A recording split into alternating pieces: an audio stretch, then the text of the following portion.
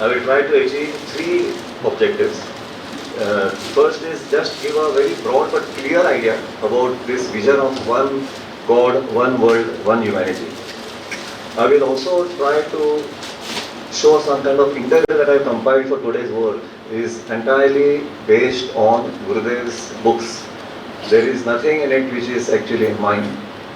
With that, I would like to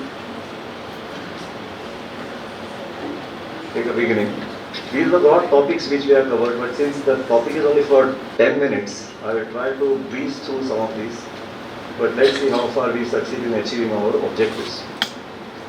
So starting with ethics and virtue as a prerequisite. This was in 1947. There is a story about Shri Gurudev when he used to be in Allahabad. He had started one association and he had called it the Pratiksu Sangha. This association comprised of, there are three sort of things which are prominent about this particular association. One is the kind of people that were part of that organization. So it was a very diverse and versatile group of people. They came from all parts of India, from south of India, east, west, central, as well as north. They came from all religions. So they were Hindus, Muslims, Christians, Parsis, and they were from all vocations. Some were government servants, some were from college, some were students, etc. So what you can see is this group of people that he had assembled itself was a demonstration of one of these three pillars of one humanity, one God, one world, one humanity.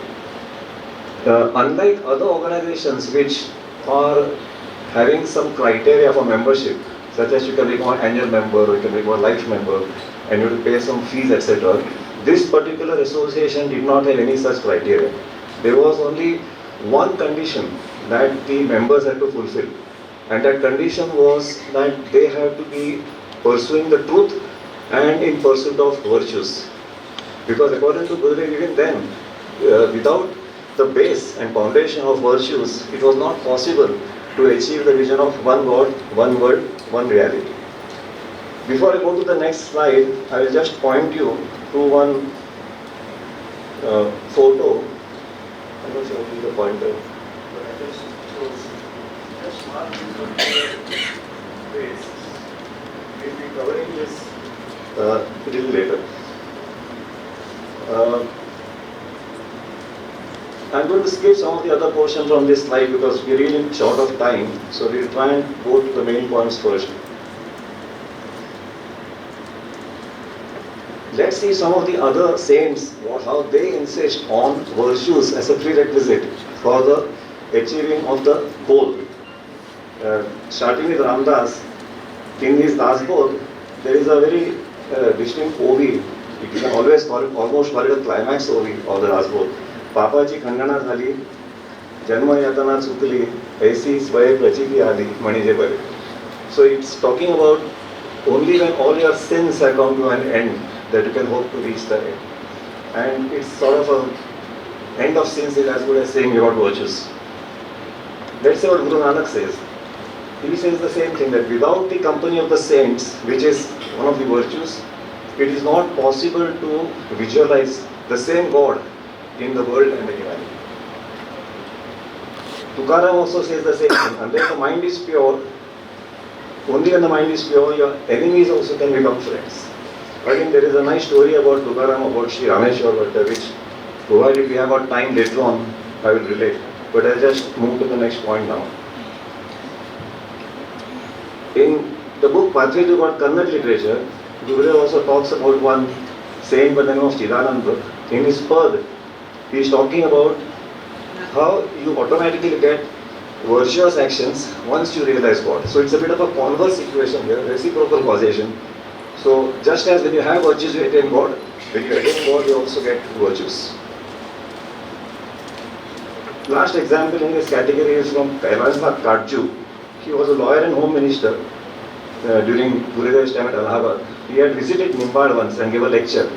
He was known to be a karma yogi, but his philosophy also says the same thing, that all our actions should be intended for the sake of society and the world.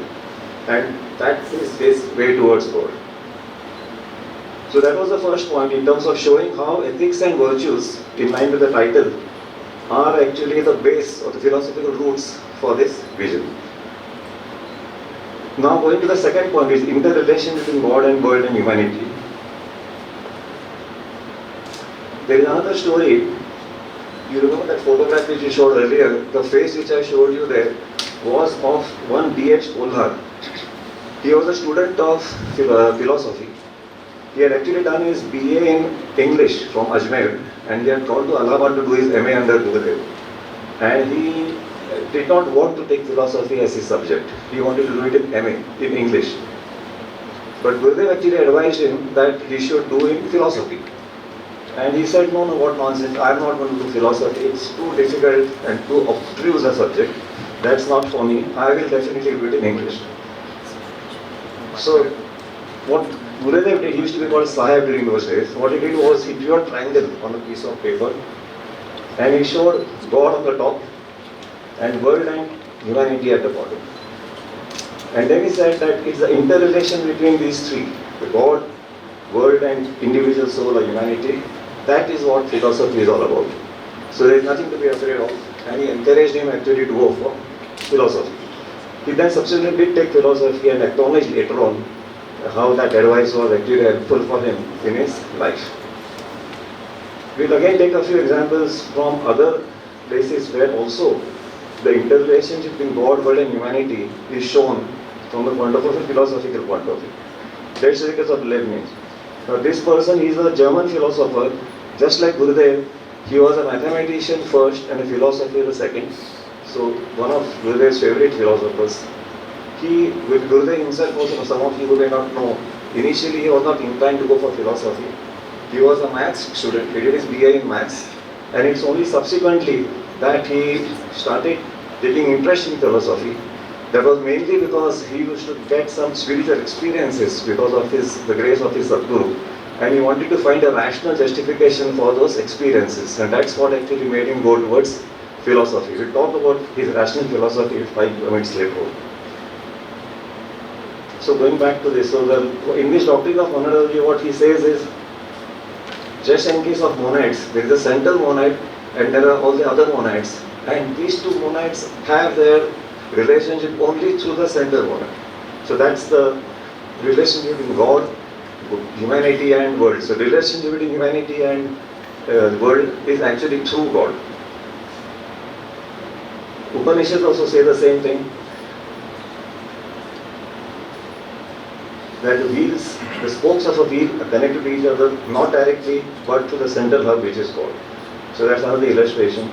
And lastly, Tulsidas also talks about God devotion being the bond of substantiality between any two relatives or friends. So this was about relation. We are now going to use the remaining time to show how these three entities, God, world and humanity, are linked or interrelated to each other through the lens of ethics and virtues. And we'll again use Gurudev's instances from Gurudev's life to do that. If I had time, I would have probably covered a lot of periods such as Greek, Christian, Middle Ages, 18th century, 19th century, or even philosophers, etc., for bringing out this relationship. But I don't think we have time for that. But I urge you to read the paper where I have given all the details. We'll straight move to how Shri Gurudev has approached this topic.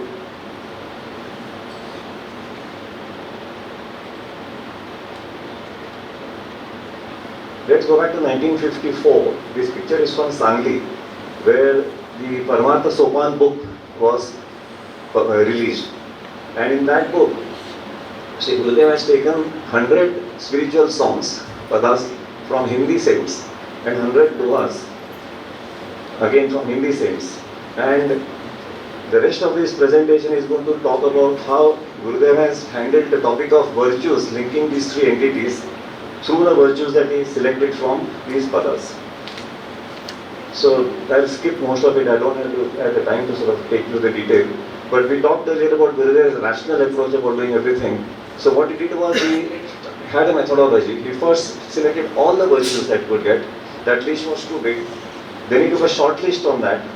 And that short list also was not exactly small. So he had a second short list, which was a smaller version. And then he used that small checklist to demonstrate how God love is a central virtue that goes through all these eight virtues and how it stands in relation to God, world and humanity. So we go through that. So these are the first shortlist which was shown here. We segregated that shortlist under individual, which would be amounting to, let's say, humanity, social, which amounts to world, and spiritual, which amounts to God. So this was a categorization that he made. Then he shortened it to a smaller shortlist, and he then showed how each of these virtues can be shown as a central virtue being God love.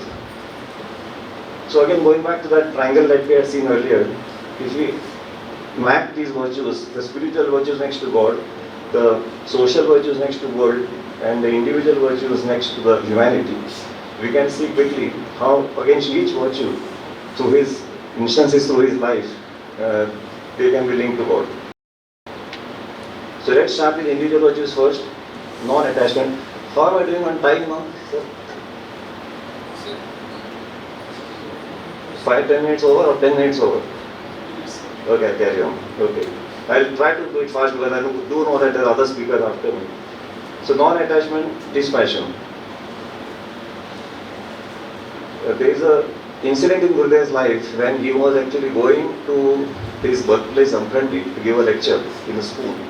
And on the way, he received the news of his son's death.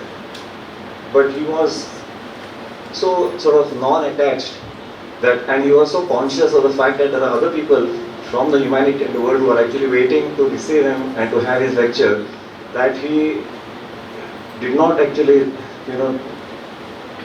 So he actually went to the school and he completed the lecture and then he came back. So that was an example of what kind of a non-attached person he was. Moving to the second one was discrimination. Most of these quotes that we are seeing here are taken straight from Gurudev's books. I don't want to repeat it, but there is nothing here which is actually mine. So in discrimination, there is a story again when Gurudev was having a dilemma in terms of what job to select. And he had two job offers. One had a higher pay, but had an issue with it because in that job he would not get any vacation. So he selected a job with a lower pay because that allowed him to visit his guru more often. So that is how he would always discriminate and have this at the back of his mind that God or his guru was actually more important. Self-control, that is again an individual virtue. Today morning, I think in the session there was a mention about this particular story. There was a situation when he was in the Deccan college, and one of his colleagues had written a nice letter, nice article about him, and it was already printed in the school magazine. He accidentally came to know about that letter because he happened to go to the press that time. And we saw that article being published, he promptly stopped the press from printing it further. Went to his colleague to find out how did he write this article. He was told that the principal actually authorized him. So he went to the principal and the principal, yes, indeed I authorized it and it's a correct article. So to which his response was to praise the rising sun is to curse him. And the principal was, of course, immediately understood and that article was not published. Going to patience. Again, there was a lot of talk about patience in the morning in terms of it is not something just to put a hand on somebody's head and you get God realization. So it needs a lot of hard work in terms of meditation and a lot of time and etc. So Tukaram also said the same thing. It's not something which happens immediately. You need a lot of saburi for that. So that's about patience. Going to the social virtues, again you have two of them, sympathy and benevolence. We'll take both of them together. So, Gurudev, instances from his life again, there was a disciple by the name of Bhagwantappa who used to be with him at Allahabad during the Second World War time. And he used to sing spiritual songs which used to help Gurudev in his meditation. That's a big story in itself, so I'll not go much into depth in that particular story. But Bhagwantappa had a son, and this son used to work for the British Army, and then he had left the British Army, and then he left and he joined the Indian National Army, which was run by Subhash Chandra Bose. But unfortunately, when Subhash Chandra Bose died, that army sort of scattered, and the British people were after these army men, and he got caught. When he got caught, after some inquiry, he was of course released, but Gurudev was having so much of a benevolent attitude towards everybody whom he knew, that he wrote to his associates in Mumbai, saying that he is Bhagwantappa's son. He is very skilled technically, so what can we do to accommodate him at Mumbai? Okay, so I just rush to the rest now. Study of philosophy, we talked about a little bit before. What sort of made him to study philosophy? The reverential service to the spiritual teacher. Again, there is a story about Gurudev. Somebody asked him, do you really love your teacher so much? So he said, of course I do, but the amount of love that he actually bestows on me is far more than what I actually bestow on him. These are very short versions of the detailed stories which I am covering. Meditation on God. I'll keep this for the Q&A if required. Divine optimism. That's an interesting one. I don't want to skip it.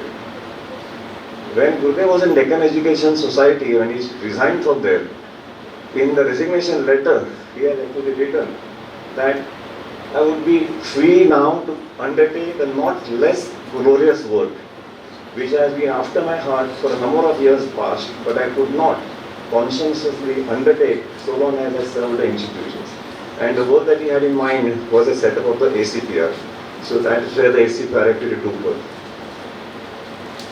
Okay, so in summary, we talked about the Pravitsu Sangha, we talked about B.H. Kolar's story, we talked about virtues which he actually skipped because they're there in the paper.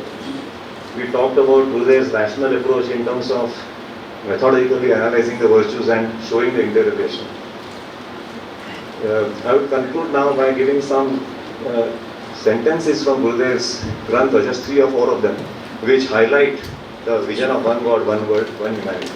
So this one is from the essay Vindication of Indian Philosophy, where he says, we can never love man so well as when we know that he partakes of the same divine nature which is in us. Love to humanity must be based on love to God. If it is not, it is bound to have a shaky foundation. It is a love which we bear to God that inspires us with love to man, and those who love man otherwise love him accidentally and not essentially. I will read only smaller ones, some bigger ones I will skip actually. This one is it's from the philosophy of spirit, it's an essay by Gurudev. It says it is only when all humanity comes to recognize the one spiritual principle which underlies all things that we can bring about a harmony between different creeds, nations and races. This one I'll skip, but you can take it, it's on the paper if required. This one is also relatively obvious. It's only a mystical way of reality that will come as a reconciling factor between different attitudes and different doctrines of God, the world and the self. So that was really the main material that I wanted to cover. I don't think I have time to cover more. So I'll stop here and I welcome any Q&A if there are. So we can take it later.